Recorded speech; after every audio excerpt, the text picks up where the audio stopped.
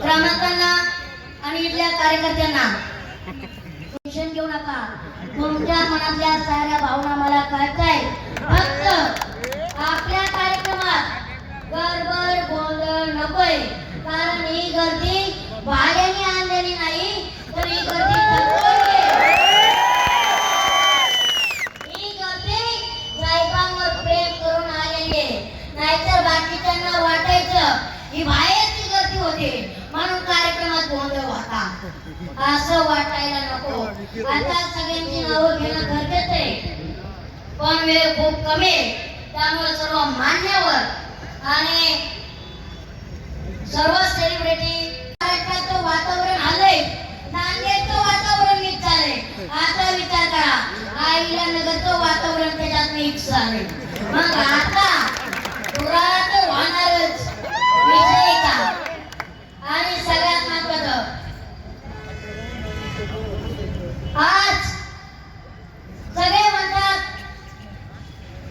5 वाजता प्रचार थंडवतो, आचारसंहिता लागते.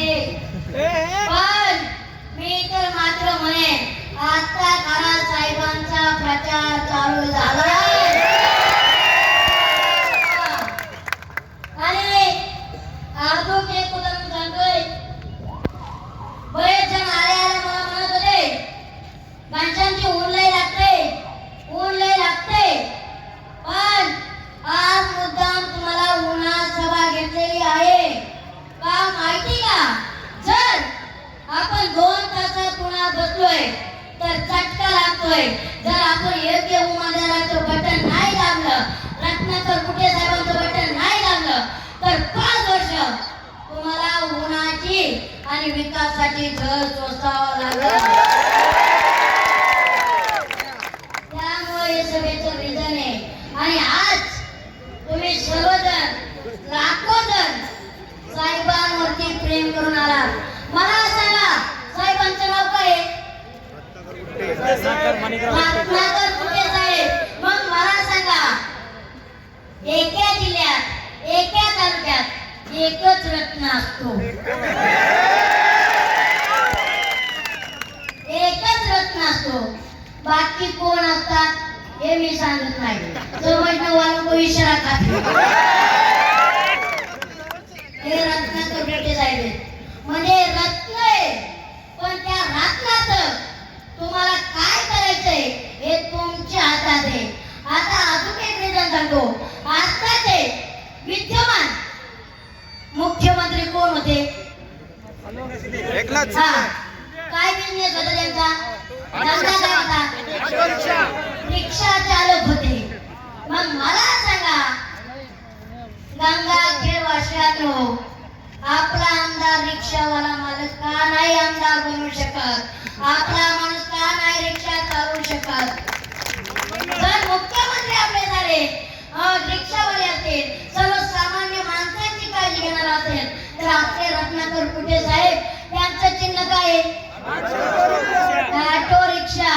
ऑटो रिक्षा देशाचं आणि महाराष्ट्राचं भाग्य उद्याचे हे ध्यानात ठेवा.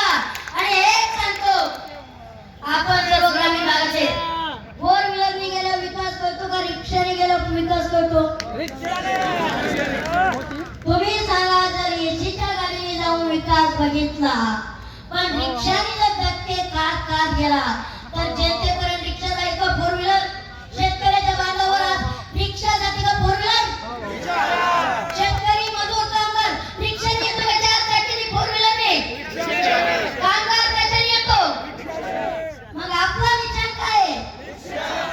आणि अजून एक विधान मला सांगा, आपण सर्व ग्रामीण भागाचे आहोत. आपण कधी 1 नंबर 2 नंबर वाल्याला मोठे केलंय?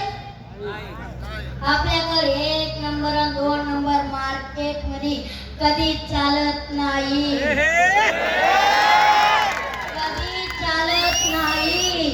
कारण ते 1 आणि 2च असतात.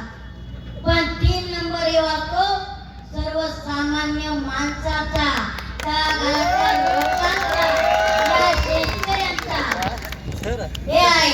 म्हणून तुम्हाला सांगतोय, येणाऱ्या 20 तारखेला एक दोन नाही पाहिजा, तर डायरेक्ट आपला 3 दाबा. कारण तुम्ही 1 आणि 2 दाबला तर तुम्ही 5 ला जाणार. पण तुम्ही 3 नंबर दाबलं तर येणाऱ्या भविष्यकाळात तुम्ही 1 नंबरला असणार आहेत. ही तुमची निवडणूक आहे.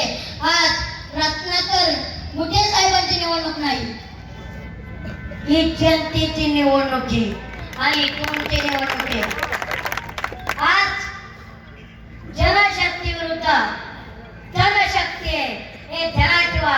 आणि उद्याचा जो विजय असेल तो विजय साहेबांचा नसेल तर तुमच्या मतदारसंघाचा असतोय. आई शपथ मला आज वाटतोय थोडासा कमीपणा वाटतोय. जर या मतदारसंघात माझा जन्म असताना ओपन चॅलेंज घनचंद्र रोडे भाकरे सांगतोय पहिलं वोट मी रत्नाकर कुठे साहेबांना केलं. पहिलं वोटिंग पण नशिबाने मी आईला नगरला गेलोय, नाही तर पहिलं वोटिंग आपलं असतं. अहो काय माणूस आहे, कसं आहे. आता माणसं म्हणतात विकास विकास विकास. ज्यांना विकास माहित नाही ते विकासाच्या मुद्द्यावर बोलतात आणि ज्यांना विकास माहितीये ते विकासाच्या मुद्द्यावर कधीच बोलत नाही. त्यामुळं हे विकासाचं राजकारण कोणी करू नये. आज 23 तारखेला येणार आहे, पण तेव्हा तुमच्या खांद्यावर गुलाल दिसला पाहिजे. दिसणार का नाही एवढं बोलतो. आणि कुणाचंही खावा बटन, फक्त रिक्षाचं दाबा बटन आणि हे रत्न पुढं पाठवायचं काम आपले आणि बाकीच्यांना घरी पाठवा. आजच राम राम करून टाका. आजच त्यांच्यासाठी आचारसंहिता जाहीर करा. जय हिंद, जय महाराष्ट्र. धन्यवाद. या ठिकाणी आमचे घनश्यामजी दराळे, मूर्ती लहान परंतु कीर्ती महान असे काम आमचे दराळे साहेबांचे. यानंतर या